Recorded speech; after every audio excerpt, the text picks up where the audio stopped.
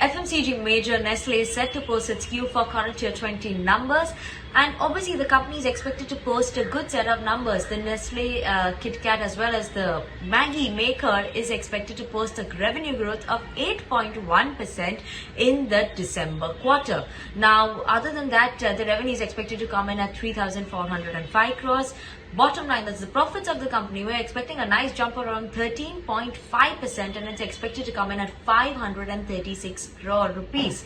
While the margins of the company also expected to see an expansion and coming in at 160 basis point expansion. So 23.6% is what we're expecting the operating margins of the company to be at. Let's talk about, what is actually leading to the growth of the company. So when you look at it, in-home consumption trend is slightly, still there in the trend. So that is aiding the company. Demand for packaged foods is also continued, as well as festival season is also something that is driving the growth for this FMCG major.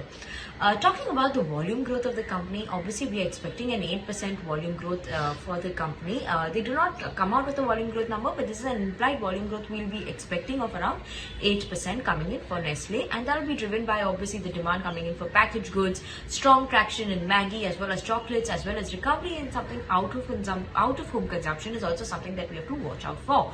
And in terms of commentary, that will be something that we're watching out for as well.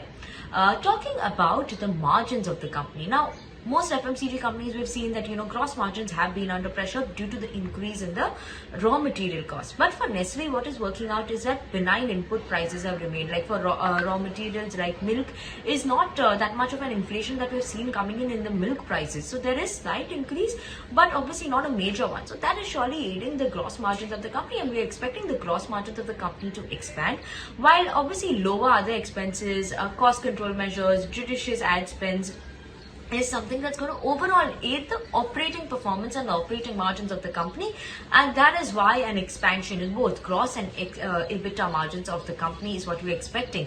While other FMCG companies were seeing some gross margin contractions, Nestle is expected to see a gross margin expansion as well as an EBITDA margin expansion. So all in all, a good set of numbers is what we're expecting coming in from Nestle.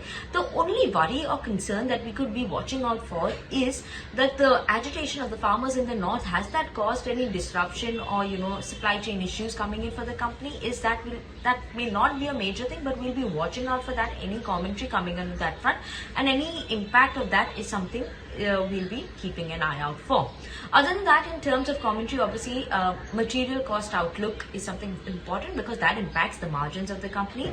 Other than that, is there any slowdown now that they're seeing in coming in the other in Q1 for the company? Q1 current year 21 numbers, what is the trend coming in for January and February in-home consumption trend and in-home consumption demand, as well as recovery in trade channels? How is the rural demand shaping up is also important, and like I mentioned, demand trends for packaged food items is the key what we'll be watching out for as well coming in from Nestle.